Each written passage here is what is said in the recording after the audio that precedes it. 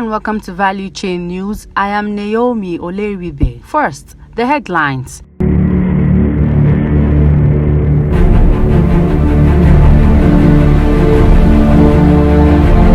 Nigeria's oil output can't cover petrol import cost, Finance Minister.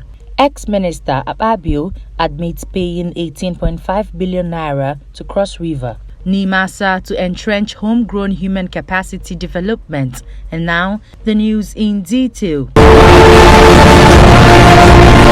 Nigeria is barely able to cover the cost of imported petrol from its oil and gas revenues because of low crude oil production means, Finance Minister Zainab Ahmed said yesterday when oil prices rose early, extending this week's gains as demand looks strong with the U.S. driving season starting and Shanghai in China gradually reopening after 2 months of strict lockdown. WTI crude prices were up by 3.17% at $113.69, while the international benchmark Brent crude had risen by 2.41% to $116.65. Ahmed added in an interview at the World Economic Forum (WEC) in Davos that she hoped Nigerian oil production would average 1.6 million barrels per day this year, up from around 1.5 million barrels per day in the first quarter.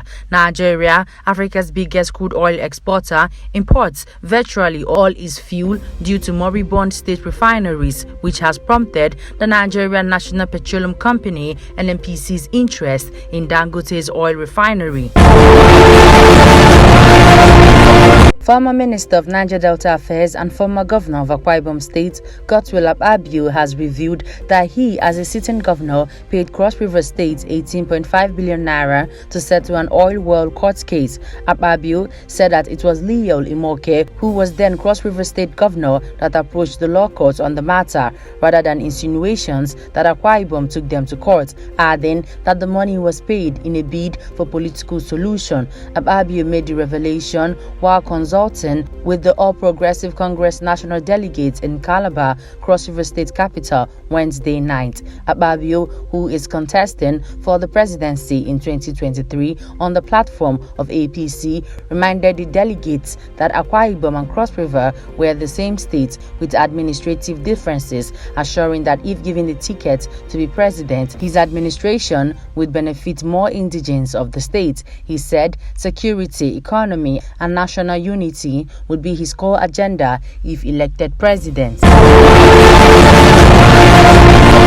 The Director General of the Nigerian Maritime Administration and Safety Agency, NIMASA, Dr. Bashir Jamo, has declared that the agency is committed to the domestication of her capacity development program in order to save the nation's scarce foreign exchange needed in training young Nigerians abroad. The agency also urged maritime training institutes in the country to update curricula in line with global standards, saying it is planning to adopt the policy of reciprocity in certificate recognition. Dr. Jamo stated this in Lagos when he played host to the management of Greg Ogweifun Institute of Maritime Technology, together with their partners from the Training Center for Blue-Collar Port Workers in the Port of Antwerp, Belgium, and Asia Pacific Economic Cooperation members.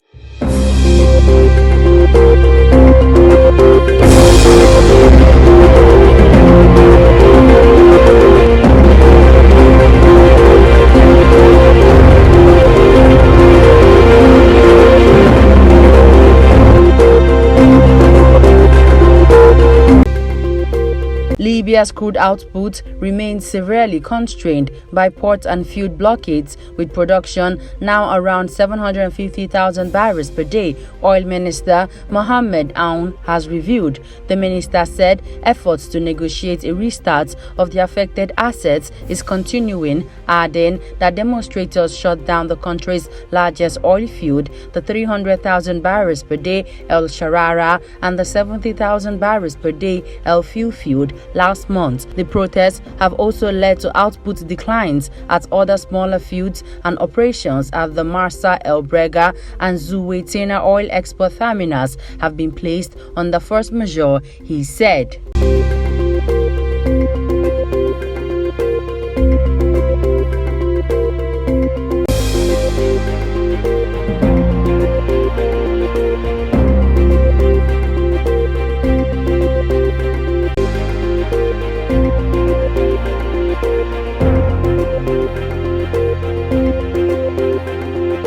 The International Energy Agency (IEA) has stated that global electric car sales powered through 2021 have remained strong so far in 2022 despite strains on global supply chains. This was reviewed in the Global Electric Vehicles EV Outlook 2022 launched on Monday. According to the report, few areas in the world of clean energy are as dynamic as the electric car market. Sales in electric vehicles (EVs) doubled in 2021 from the previous year to a new record of 6.6 million. Back in 2012, just 120,000 electric cars were sold worldwide. In 2021, more than that number are sold each week. Nearly 10% of global car sales were electric in 2021, 4 times the market share in 2019. This brought the total number of electric cars in the world's road to about 16.5 million, triple the amount in 2018. Global sales of electric cars have kept rising strongly in 2022,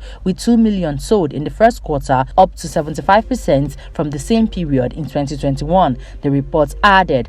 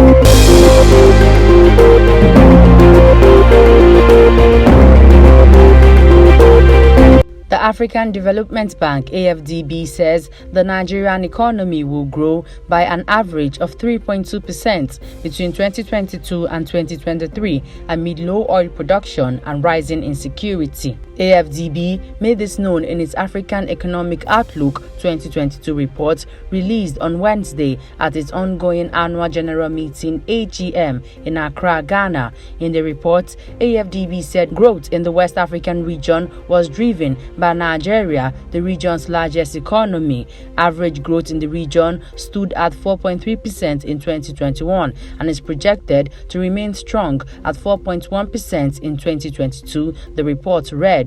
It said Nigeria's GDP would grow by 3.4% in 2022 and 3% in 2023, representing an average of 3.2% in 2 years, despite the rising food, diesel, and gas prices and persistent supply disruptions amplified by the Russia-Ukraine conflict. The report further showed that the Nigerian economy would benefit from high oil prices, recovery in the service and manufacturing sector, and government policy support for agriculture. Nigeria's growth was led largely by services, partly offsetting the contraction in oil output, the report added. Before we end the news, here's a recap of our headlines.